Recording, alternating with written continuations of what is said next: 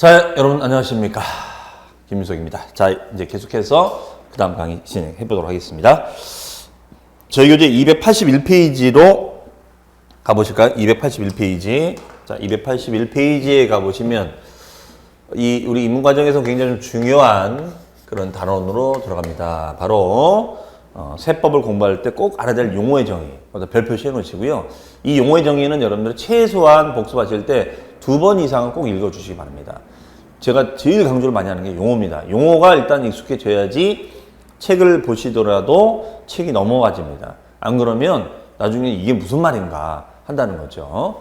자, 우리 영어를 잘하려면 여러분들 제가 우매한 질문일지도 모르겠습니다만 뭘 잘해야 되죠? 단어를 많이 알아야 되잖아요. 그렇죠? 그 다음에 이제 단어를 알아야지 독해가 될 거 아닙니까? 마찬가지입니다. 그러면 일단은 여기서 이제 조세 용어가 나오는데 조세 용어. 자, 이렇게 한번 설명해 볼게요.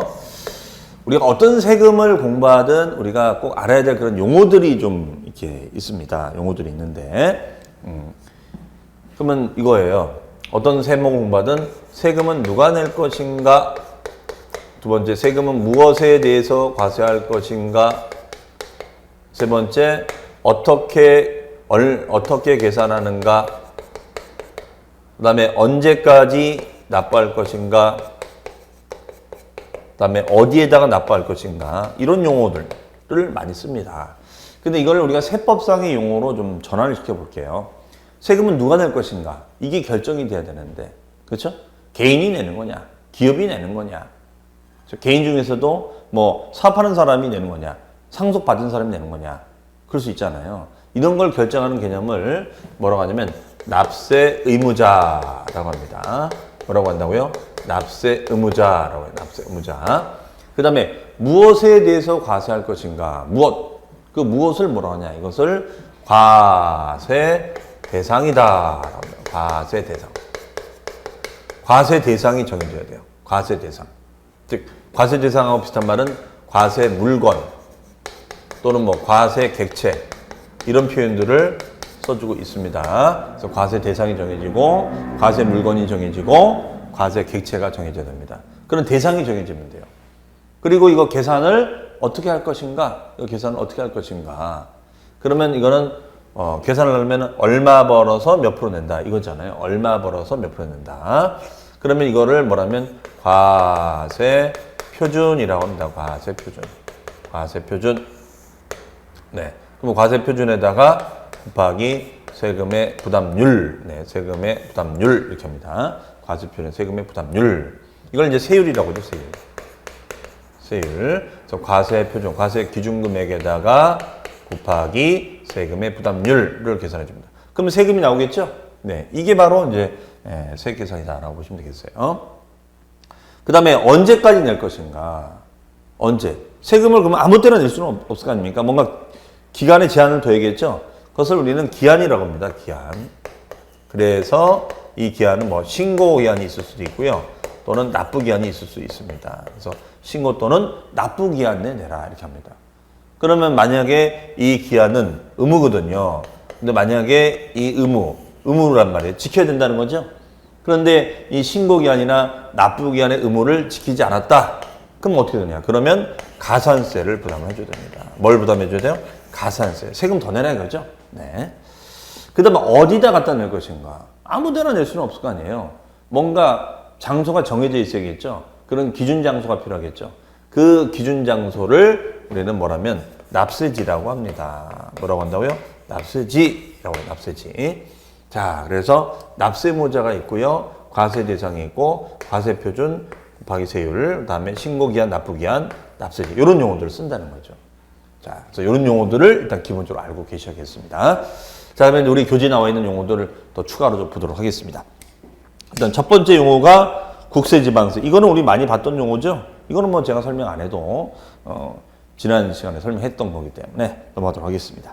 그 다음에 납세자와 납세무자가 있죠. 납세자에는 동그라미 1번 납세무자가 있고 징수무자가 있고 그 다음에가 연대납세무자, 2차 납세무자, 보증인. 자, 이제 처음 보는 단어들이 막 튀어나옵니다. 자, 이거예요.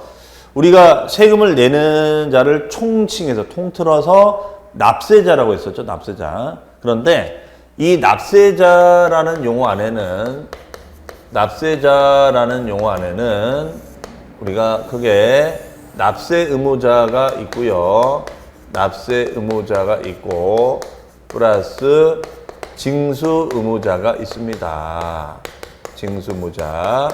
예, 요 두 사람을 다 합쳐서 우리 세법은 납세자라고 합니다. 다시요. 납세자 안에는 우리가 납세 의무자와 징수 의무자가 있는데 이걸 다 통틀어서 뭐라고 한다고요? 납세자 이렇게 얘기한다는 납세자. 그런데 그러니까 개념이 더 넓은 개념이죠. 그러니까 납세 의무자의 줄임말이 납세자가 아니라는 거예요. 그런데 이 납세 의무자에는 우리가 본래의 납세 의무자가 있고 또 보충적인 납세 의무자가 있다. 이렇게 얘기합니다. 자, 다시요. 납세 의무자에는 본래의 납세 의무자가 있고 플러스 보충적인 납세 의무자. 그럼 보충적인 납세 의무자라는 거니까 뭐냐면 본래의 납세 의무자가 납부를 다 못해. 그러면은 보니까 이 사람이 뭐 재산도 없고 세금도 체납이 돼 있는 거예요. 사업이 부도가 나서. 그러면 이 사람한테 못 받으면은 이 사람과 관계를 맺고 있는, 물론 관계 정도에 따라서 달라질 수 있겠습니다만 관계를 맺고 있는 누군가 있을 거 아니냐.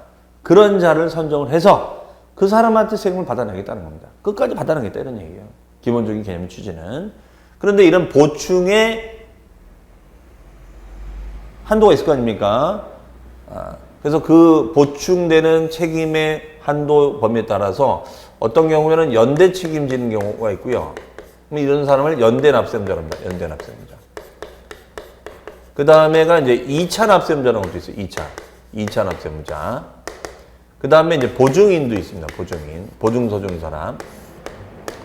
이런 등을 우리는 이제 보충적인 납세의무자라고 얘기를 합니다. 그러면 연대니까 어떻게 해요, 연대는? 100% 책임지는 걸 연대로 합니다. 100% 책임지는 걸 연대로 합니다. 100%. 이 사람이 안 되면 100% 책임지는 것을 연대 납세의무자 이렇게 합니다. 그럼 2차라는 것은 뭐냐면 이 사람 대신에 보충적으로 책임지는데 2차니까 여기는 몇 차가 될까? 1차 되겠죠? 그럼 1차가 내는데 1차가 못 내면 세금이 모자랄 거 아닙니까? 그러면 이걸 2차 납세의무자가 그 부족분을 채우는 거예요. 그러면 연대하고 2차하고는 어떤 차이가 있냐면 연대는 무조건 100% 다 책임지는 거예요. 예를 들어서 뭐 공동사업을 한다. 같이 공동사업 하는 거죠. 그러면은 뭐 갑하고 을이 하는데 갑이 세금을 못 낸 거예요. 자기 거를, 자기 몫을. 그러면 을이 같이 책임지라 이거야. 100%. 그리고 책임 범위 넓죠. 그렇죠? 그 다음에 2차는 뭐냐면 1차적으로 납부해야 될 납세의무자가 뭐 예를 들어서 세금이 100만 원이에요. 100만 원이 나왔는데 이 중에서 한 30만 원, 70만 원은 변제를 했어요. 70만 원은 변제를 했는데 나머지 30만 원은 변제를 못한 거야. 이해하시겠죠? 그러면 이 변제하지 못한 30만 원에 대해서 부족분을 보충적으로 책임지라 이거예요. 이것을 2차 납세의무자다라고 합니다. 2차 납세의무자. 그러니까 책임의 한도 범위가 연대가 더 큰 거고 2차가 좀 더 작은 거다라고 볼 수가 있겠죠. 그 다음에 이제 보증서 주는 사람이 있어요. 납세 보증인이라고 합니다. 보통 보증인은 이제 금융기관이 되는데 이런 보증서 주는 사람이 저 본래 납세의무자 대신에 할 수가 있습니다. 자, 이런 것을 우리는 보충적인 납세의무자다라고 얘기를 합니다. 그 다음에 이제 징수의무자가 있습니다. 징수의무자. 자, 징수의무자. 징수의무자는 뭐냐면, 우리가 징수라는 것은 강제로 거두어들이는 것, 강제로 거두어들이는 것을 우리는 거둔다. 이렇게 생각하시면, 거둔다는 말 아시죠? 강제로 거두어들일 의무가 있는 자라고 합니다. 이게 도대체 뭐냐. 대표적인 게 이제 원천징수 의무자가 있어요. 원천징수 의무자. 이 용어는 좀 여러분 들어보셨을 것 같은데요. 원천징수. 원천징수라는 것은 뭐냐면 소득의 원천이 발생이 되면 바로 세금을 떼는 거예요. 그러면 예를 들어서 자, 이렇게 한번 예를 들어볼까요? 여러분께서 이제 공인중개사 자격증을 땄습니다. 공인중개사 자격증을 따가지고 이제 하면은 중개업자가 되는 거죠. 자, 중개업자가 되는 거예요. 그러면 중개업자가 딱 이제 되셔서 이제 고용을 하겠죠. 고용인이 있겠죠. 네. 고용인이 있을 겁니다. 그러면 이제 월급을 줄 거 아니에요. 급여를 주겠죠. 급여를 이제 지급합니다. 그렇죠? 급여를. 그러면 급여를 보통 이제 뭐 월급제식으로 이제 간다라고 했을 때, 그러면 급여를 줄 때 거기서 그냥 줄까요? 세금 떼고 줄까요? 네, 세금을 떼셔야 돼요. 세금을 떼셔야 됩니다. 그런 거를 우리가 원천징수라고 그래요. 원천징수. 급여에서 세금을 떼는 겁니다. 급여에서 세금을 떼는 거예요. 이게 바로 원천징수예요. 그러면 원래 세금을 걷는 주체는 둘이 있다고 그랬잖아요. 국가 또는 지방자치단체가 있다 이렇게 썼죠. 그렇죠? 그런데 이 중개업자는 국가도 아니고 지자체도 아니잖아요. 어떻게 된 거냐. 자, 원래는 이 급여에 대해서 급여라는 소득의 원천이 생기면 세금을 거둘 수 있는 권한은 국가 아니면 지자체밖에 없기 때문에 국가가 떼고 지자체가 떼면 되는 거예요. 그런데 이거를 국가나 지자체가 일일이 그러면 전 중개업장 가서 다 세금을 뗀다? 불가능한 일입니다. 지금 국세청 인력이 한 2만여 명 되는데 2만여 명 갖고는 안 돼요. 20만 명 있어야 됩니다. 그렇게 되면. 그러면 이거 뭐 세금 하나 거두려고 그 많은 고급 인력들이 파견된다는 건 말이 안 된다 이거죠. 이해되시죠? 그렇죠? 자, 그래서 그러면 그렇게 하지 말고 우리가 징수를 좀 편리하게 하자. 이걸 이제 징수편이라고 하는데 징수를 편하게 가자. 그래서 이 징수 권한을 누구한테 맡긴 거냐면 국가나 지자체에서 중개업자한테 위탁을 준 거예요. 위탁. 야, 네가 대신해. 그러면 중개업자 그럽니다. 이거 만약에 사업주가 이거 내가 세금 떼주면은 나한테 그러면은 뭐 수익이 있는 건가요? 국가가 수익 주겠어요? 아니야. 이건 수익 없어. 이거는 나 그랬더니 이 중개업자 그럽니다. 나 안 해. 말 안 듣는 거예요? 자, 그럴 줄 알고 말 안 들을까 봐 그럴 줄 알고 이걸 의무로 만들었어. 당신 이거 의무야. 그래서 당신은 원천 징수할 의무가 있는 자가 된다 이거죠. 그러니까 중개업 사업주는 울며 겨자 먹기로 할 수밖에 없는 상황이 된다 이거죠. 그렇죠? 그래서 만들어진 이름이 원천징수 의무자라고 합니다. 그러면 중개업만 이런 것이 아니라 모든 사업장에서 보통 이제 사업주라고 표현하죠.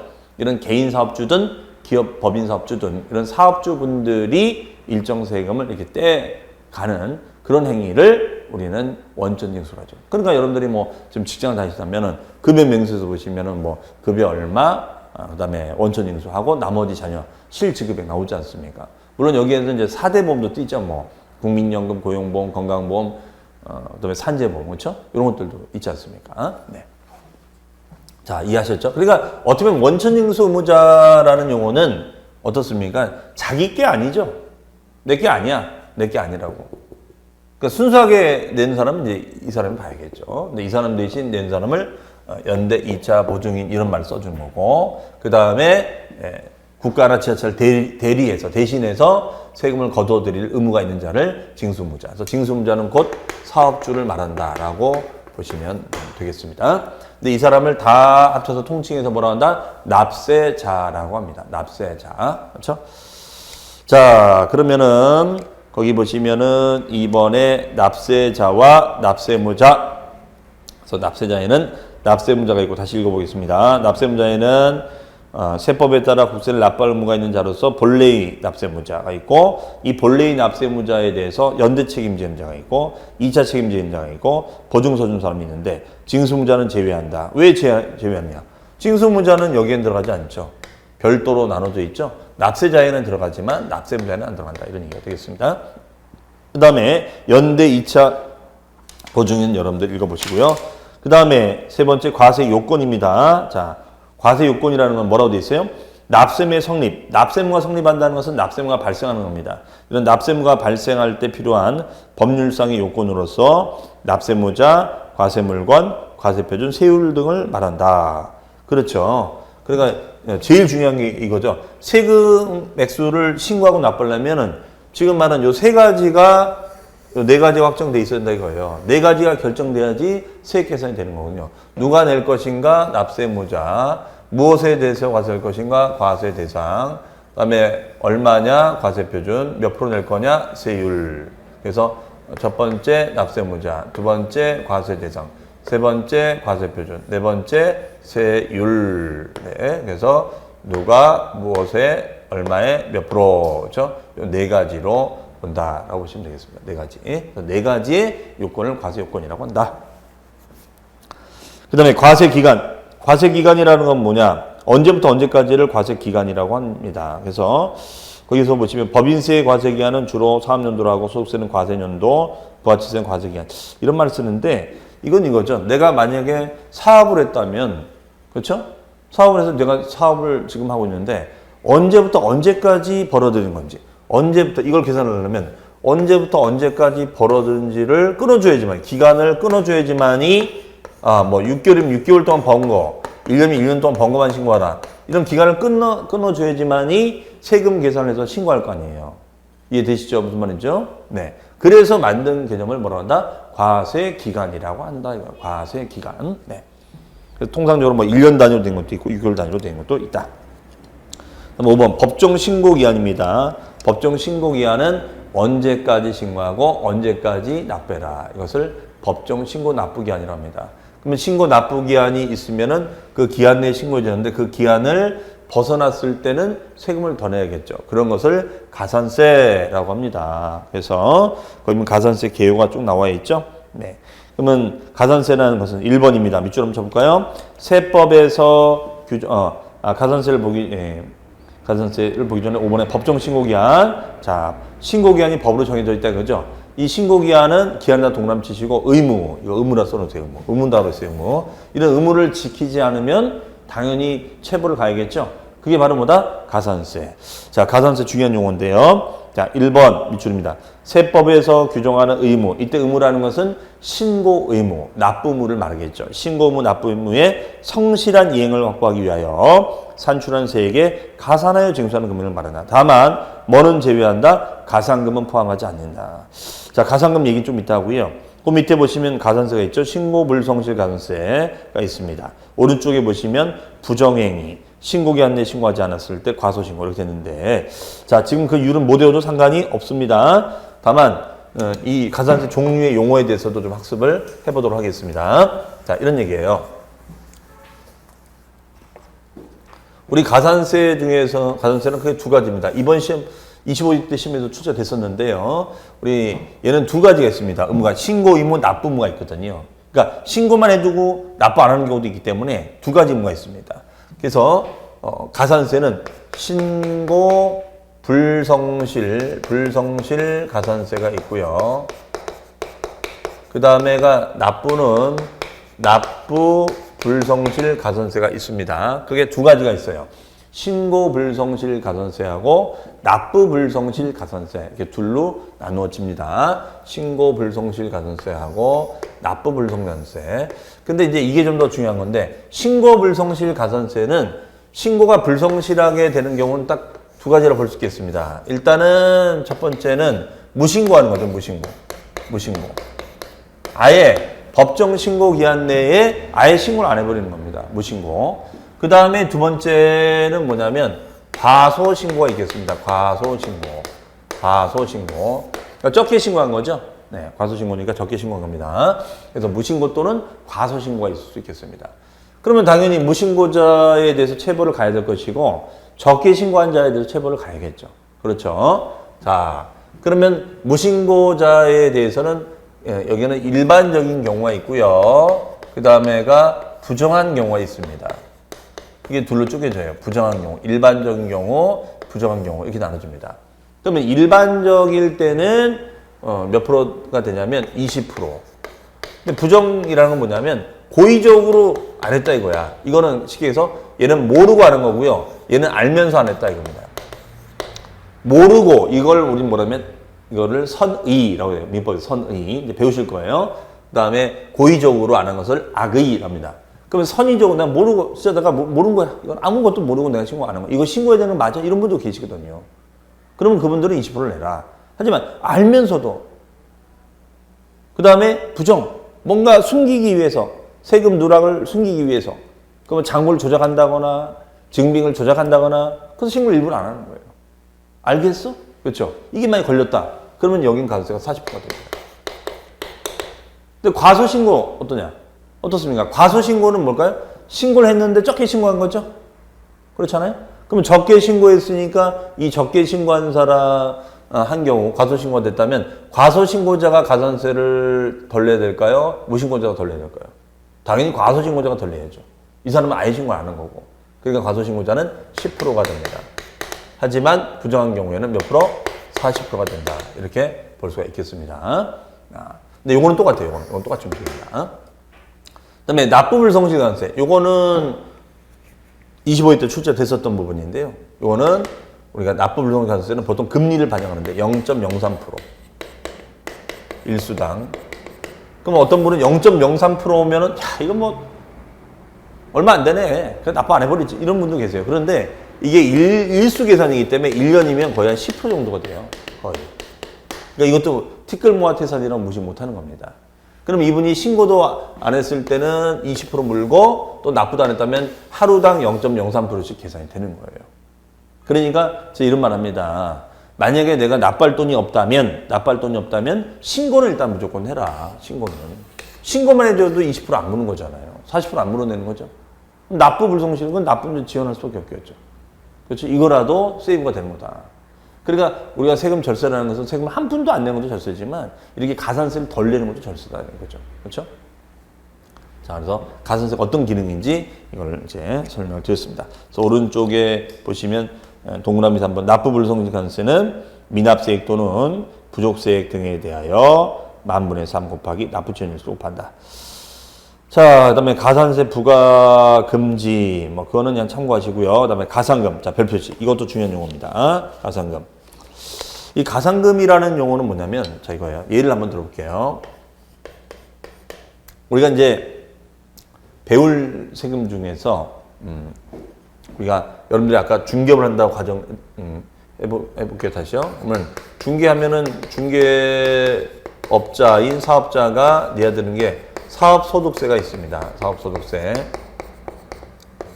사업소득세가 있는데 이 사업소득자들이 내야 되는 세금이 사업소득세가 됩니다. 그런데 이 사업소득세는 우리가 신고기한, 납부기한이 있습니다. 언제까지 신고하고 언제까지 납부해야 되는 그런 기한이 있어요. 근데 그 기한이 있는데 기한 내에 신고하고 기한 내에 납부해줘야 돼요.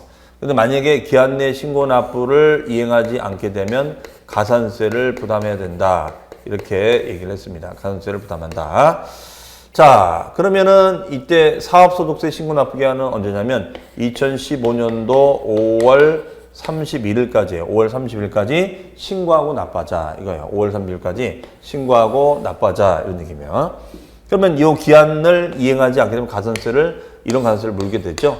그럼 만약에 5월 30일까지 내야 될 세금이 뭐 예를 들어서 90만 원이라 가정하고 가산세가 10만 원이라 가정한다면 90만 원과 10만 원이 이제 붙어가지고 어떻게 되겠어요? 고지서를 발부하겠죠. 예. 고지서 이런 걸 납세 고지서랍니다. 납세 고지서 발부가 돼요. 그러면 고지서에도 납기가 있겠어요? 없겠어요? 납기가 있겠죠. 고지서에도 납기가 있을 겁니다. 그러면 고지서에 납기가 있을 텐데 이때가 언제냐면 2015년도 만약에 4월 2일 날이 납겼다. 이렇게 가정을 해볼게요. 그러면 4월 2일까지 얼마 내면 되죠? 요 90만 원에 10만 원이니까 100만 원이잖아요. 그럼 100만 원 납부하면 되네. 그렇죠? 자, 100만 원을 납부해주면 돼요. 근데 100만 원을 납부해주면 되는데 이걸 또 밀리네, 이 사람이. 돈이 없는 거예요. 그래서 계속 납부를 연체하다가 납부를 합니다. 연체해서 납부를 해요. 그럼 언제 납부냐면 2015년도 여기가 4월 20일 날에 가정할게요. 2015년도 8월 5일 날 납부를 했습니다. 5일 날. 그러면은 만약에 이때 납부를 했다 이거예요. 그러면 만약에 납세무자가 갑이 있고 을이 있는데 갑은 이때 냈고 을은 이때 냅니다.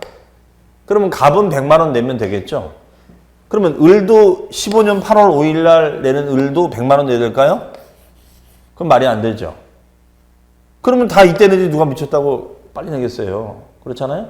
그럼 100만 원에다가 플러스 알파로 더 내야 되지 않겠는가 이겁니다. 그러면 그 플러스 알파를 우리 세법에서는 뭐라고 하냐면 가산금이라고 한다 이거예요. 이걸 가산금이다라고 합니다. 가산금. 이자를 더 내라. 연체했으니까 연체 이자를 내라 이거죠. 그 연체 이자적 개념을 가산금이다라고 정의하고 있습니다. 뭐라고 한다고요? 가산금이다라고 정의합니다. 네. 그런데 이 가산금은 두 가지로 나눠진다 이거예요. 여기에는 일반 가산금이 있고요. 일반 가산금이 있고 두 번째는 무거울 중자에 중가산금이 있습니다. 무거울 중자에 중가산금 있어요. 여기는 일반 가산금, 중가산금 이렇게 나눠줍니다. 일반 가산금, 중가산금. 그럼 이것도 뭐냐? 일반 가산금은 단 하루만 밀려도 내는 이자가 일반 가산금입니다. 근데 중가산금은 뭐냐면 이거는 1개월이 지나야지만이 붙는 이자가 중가산금이에요. 그러면 이런 개념을 왜 만들었냐면 이럴 수 있잖아요. 뭐 병이라는 사람이 있는데 병이라는 사람은 15년 4월 20일 날 내는 것이 아니라 병이라는 사람은 이럴 수 있죠. 2015년도 뭐 5월 10일 날 납부한 거예요. 5월 10일 날 납부한 겁니다. 5월 10일 날. 그러면 을이라는 사람하고 또 병이라는 사람과 을이라는 사람과 비교해 본다면 이자를 똑같이 낼까요? 당연히 이 사람이 들려야겠죠. 왜? 이 사람은 늦긴 늦었지만 그나마 빨리 냈지만 이 사람은 진짜 늦게 냈잖아요. 그렇죠? 이 사람은 그나마 빨리 냈지만 이 사람은 진짜 늦게 냈잖아요. 그렇잖아요. 그렇기 때문에 이 부분에 대해서 차등을 둬야 된다 이거야. 빨리 낸 사람과 그렇지 않은 사람, 빨리 낸 사람과 그렇지 않은 사람에 대해서 차등 구분해서 납부를 해야 되지 않겠는가 이런 얘기입니다. 그래서 우리가 여기는 일반 가산금 이자하고 중가산금 이자를 만든 거예요. 자, 다시요. 일반 가산금은 쓰임새가 뭐예요? 단 하루라도 밀리면 내는 이자가 일반 가산금이에요. 이거는 장기 연체됐든 단기 연체됐든 똑같습니다. 하지만 중가산금은 1개월이 지났으면은 이걸 나름대로는 장기 연체로 보는 거예요. 그럼 이자를 더 받겠다. 이자에 이자를 또 받겠다 이거예요. 그러니까 만약에 절세적 측면에서 본다면 1개월을 지나지 않는 범위 내에서 내는 것이 절세가 되겠죠. 자, 이해되세요? 무슨 말인지? 네. 자, 그러면 계산을 한번 해보자 이거예요. 만약에 을 기준으로 8월 5일 날 냈으니까. 그러면 일반 가산금은 체납된 세금에 대해서 무조건 이자율이 3%예요. 좀 세죠? 요즘 금리가 1%대인데, 그렇죠? 좀 낮춰야 되지 않을까 싶습니다. 그다음에 중가산금은 밀린 세금에 곱하기 1.2% 곱하기 경과된 월수, 경과 월수예요. 이렇게 계산이 됩니다. 경과된 월수다. 이렇게 합니다. 일반 가산금은 체납된 세금의 3%, 얘는 체납된 세금의 1.2%의 경과된 월수 이렇게 계산합니다. 그러면은 이때는 이 금액이 얼마냐? 여기 보니까 요 금액이 얼마요? 100만 원이죠? 100만 원. 90만 원에 10만 원, 100만 원이죠? 그러면 얘는 하루만 빌려도 100만 원 곱하기 3%. 100만 원 곱하기 3%. 그럼 100만 원 3%면 이자가 얼마예요? 3만 원이 되죠? 3만 원의 이자를 물어야 되고. 그다음에 중가상금은 1개월 지났나요? 지났죠? 8월 5일이니까 4월 25일에 8월 5일이니까 몇 개월 지났을까요? 8 빼기 4 이렇게 하면 안 됩니다. 세봐야 돼요. 2015년 4월 25일이니까 뭐 5월 20일, 6월 20일, 7월 20일, 8월 20일 지났나요? 다시요. 5월 20일, 6월 20일, 7월 20일, 8월 20일 안 지났죠? 그러니까 3개월밖에 안 지났잖아요. 그러니까 결과적으로 어떻게 되냐? 3개월이 지난 거죠. 3개월. 그러면은 이때는 요 금액은 얼마가 되냐 이거죠. 여기는 100만 원이 되느냐, 103만 원이 되느냐 이거예요. 100만 원이 돼야 되냐, 103만 원이 돼야 되냐 이겁니다. 자, 이거는 100만 원이죠, 100만 원. 그럼 100만 원 곱하기 몇 프로? 1.2%. 100만 원의 1.2%는 얼마죠? 12,000원이죠, 12,000원.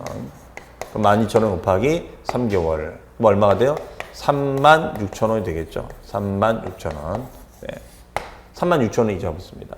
그러면 3만 원에 36,000원이니까 얼마요? 66,000원 되겠죠. 66,000원. 네. 토탈 66,000원 이자를 내는 거예요. 자, 이렇게 사례화해서 물어볼 수 있는 겁니다, 여러분들. 자, 지금 이 3%다 1.2% 이거 모두 상관없어요. 이게 뭘 의미하는지만 이해를 하시면 됩니다. 아셨죠? 자, 이자에 또 이자가 중가상금입니다. 이런 얘기입니다. 그럼 우리 교재 한번 보겠습니다. 자, 가산금이라는 거는 납부기한까지 납부하지 않았을 때의 고지세액. 고지세액이 이거죠. 여기 고지가 된다고 그랬죠. 고지세액에 징수하는 금액, 일반 가산금과 납부기한이 지난 후 일정 기한까지 납부하지 않았을 때 다시 가산하는 것을 뭐라 한다? 중가산금이라고 한다. 이거죠. 그러면 이때 일반 가산금률은 국세를 납부기한까지 완납하지 않으면 100분의 3만큼의 가산금을 징수한다. 100분의 3면 3%의 이자가 붙는 거죠. 그 다음에 중과상금은 동그라미 1번 체납된 국세를 납부하지 아니하였을 때는 매 1월이 지날 때마다 체납된 국세의 1000분의 12 1000분의 10이면 몇 프로예요? 1.2%죠. 1.2%에 상당하는 중과상금을 일반 가산금에 가산하여 징수하도록 되어 있다. 다만 이 경우 중과상금을 가산하여 징수하는 기간은 몇 개월 초과하지 못한다? 60개월. 그러니까 이 중과상금은 계속 뭐 연체가 됐다고 해서 계속 붙이는 것이 아니라 최대 60개월 넘을 수 없네요. 그러니까 5년 넘을 수 없다 이거죠. 네. 그래서 5년 넘지 않는 범위 내에서 중과상금 이자가 발생이 된다. 그 다음에 금액 제한도 있다는 거죠. 이 금액이 100만 원이 안 됐을 때는 적용한다, 안 한다? 제외한다. 그러니까 이런 걸 만든 이유가 뭐냐면 이건 이자에 또 이자를 매기는 거니까 아무 때나 이자 계산하면 안 된다 이거죠. 그렇잖아요. 아무 때나 이자 계산하면 이건 문제가 있죠. 그래서 이거는 금액 제한을 뒀다는 겁니다. 그래서 100만 원 미만일 때는 적용한다, 제외한다, 제외한다. 그럼 100만 원 이상일 때부터 붙인다는 거죠. 자, 그 다음 페이지 가보시면 8번에 원천징수. 자, 원천징수란 뭐라 됐습니까? 세법에 따라 원천징수 의무자. 원천징수 의무자라는 것은 사업주를 말하겠죠. 이런 사업주는 원천징수 의무자가 국세를 징수하는 걸 말한다. 다만 가산세는 제외한다. 그러니까 중개업자가 그 보존한테 급여를 주면 세금을 뗄 때는 가산세는 거두는 겁니다. 가산세는 오로지 국가나 지자체만 나설 수 있는 겁니다. 그러니까 원래 받을 세금만 대신 걷어준다 이런 얘기가 되겠죠. 그 다음에 세무공무원, 그건 뭐 읽어보시면 되겠고, 그 다음에 정보통신망 전자신고. 요즘은 이제 그 세금 신고를 옛날에 이제 우편으로 이제 신고하고 아니면 방문 신고를 이제 직접 방문해서 신고하는 경우도 많이 있었습니다만 요즘은 이제 그 여러분들 나중에 한번 들어가 보세요. 홈택스라고 아시는 분들 아실 겁니다. 홈택스. 홈택스니까 집에서라도 텍스 신고를, 세금 신고를 할 수 있다. 그래서 이 홈택스 사이트에 들어가시면은 나홀로 신고를 할 수 있도록 잘 만들어놨습니다. 요즘은 국세청이 엄청난 돈을 들여서 나홀로 신고기를 만들었어요. 그래서 거기다가 여러분들 공인인증서 해가지고 딱 가입하시면은 요즘은 너무나 편하게 되어 있습니다. 예를 들어서 뭐 연말정산할 때는 뭐 보험료 낸 거, 의료비 낸 거 이런 거 다 불러오기가 됩니다. 요즘은. 옛날에는 다 그 해당 기관 쫓아가가지고 뭐 다 종목 가서 이거 발급받고 이렇게 신청했었는데 요즘은 병원 가지 않아도 돼요. 다 불러오게 됩니다. 신용카드 여러분 쓰신 것도 다 불러오게 됩니다. 그러면 거기다가 불러오게 되는 거에다가 클릭해서 신고만 하시면 돼요. 너무나 편하게 돼 있다 이런 얘기죠. 저기. 자, 그 다음에 이제 특수관계인. 자, 특수관계가 뭔지 아시겠죠? 특수관계. 특수관계는 뭐면 혈족, 임원, 경제적 관계, 지배관계 있는데 이 특수관계인이 나오면은 어떤 세법적으로 좋은 걸까 좋지 않은 걸까? 좋지 않습니다. 뭔가 이거는 특수관계가 되면은 특수관계들과 거래할 때는 세금 부담을 많이 지웁니다. 그런 걸 뭐라고 하냐면 부당행위라고 해요. 뭐라고요? 부당행위다라고 합니다. 특수관계인과 뭔가를 하게 되면 이런 부당행위를 했다 하기 때문에 이거에 대해서 문제를 삼습니다. 네. 그러면 예를 하나 든다면 이거예요. 만약에 여기 갑이라는 자가 있고 여기 의라는 사람이 있습니다. 여기 병이라는 사람이 있는데 이 병은 특수관계인이에요. 근데 여기는 특수관계인이 아니에요. 그러면 특수관계가 아닌데 이렇게 기계를 하나 팔아요, 기계. 근데 기계가 시가가 1억짜리 기계예요. 1억짜리 기계인데 요거를 1억에 파는 거야. 근데 특수관계인 예를 들어서 갑의 병이 동생이야. 동생. 그러면 동생이란 말이에요. 그러면 동생한테는 비싸게 팔겠어요? 싸게 팔겠어요? 싸게 팔겠죠. 그렇죠? 동생한테 비싸게 팔겠습니까? 그러면 1억짜리 기계를 한 5천만 원 파는 거야. 그럴 수 있잖아요. 그러면 이거는 계약상 하자가 있냐? 계약상 하자는 없어요. 5천만 원을 계약서 쓰면 어때요? 그렇죠? 근데 세법상 하자가 있다 보는 거예요. 이런 특수관계인과 거래를 했기 때문에 어떤 하자가 있느냐? 이 행위를 통해서 세금이 줄어들었다 이거 세금이. 그럼 세금이 줄어들었으니까 이 행위는 부당하다 이거야 부당하다. 부당하다 이겁니다. 세금이 줄어들었으니까 이 행위는 부당하다 이겁니다. 이걸 부당행위 계산의 부인이라고 해요. 이건 부당한 건 아니냐. 세금이 줄어들었으니까 이 행위는 부당하다. 그러니까 이 거래를 인정할 수 없다 이거예요. 왜? 1억 받을 수 있는, 갑은 1억 받을 수 있는데 5천밖에 안 받았으니까 그만큼 소득이 줄어드는 거잖아요. 수입이 적게 잡히는 거죠, 그만큼. 그럼 세금이 줄어드는 효과 있잖아요. 그러면 동생한테 싸게 해줘서 좋고 자기 세금 주는 효과가 생겨서 좋다 이거지. 국세청은 이걸 인정 못하겠다 이거야. 왜 이런 행위를 하냐 이거예요. 근데 그런 행위가 가능한 것이 누구랑 있기 때문에 그렇습니다. 특수관계인과 했기 때문에 이런 행위가 가능하다는 거죠. 이해하시겠죠? 네. 자, 이상으로 이번 시간에는 우리가 그 1장에서는 세법에서 알아야 될 그런 용어에 대해서 국세이번법상 용어에 대해서 하나하나 또 살펴봤습니다.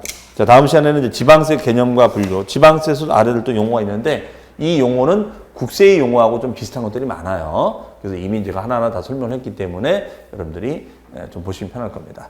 자, 어쨌든 이번 시간에는 주로 이제 세법상 용어 정리해 드렸으니까 여러분들 하나하나 다시 한번 쭉쭉 읽어 보시면서 복습해 주셨으면 좋겠습니다. 그래서 납세모자, 과세대상, 과세표준, 세금률, 그렇죠? 그 다음에 언제까지 신고해야 되는 걸 뭐라 그랬죠? 기한, 안 하면 가산세, 가산금은 연체이자. 여기는 일반 가산금, 중가산금이 있었다. 이런 얘기들. 그 다음에 납세자에는 납세무자와 징수무자가 있고, 납세무자에는 본래의 납세무자와 보충적인 납세무자 등이 있다. 이렇게 정의를 할 수 있겠습니다.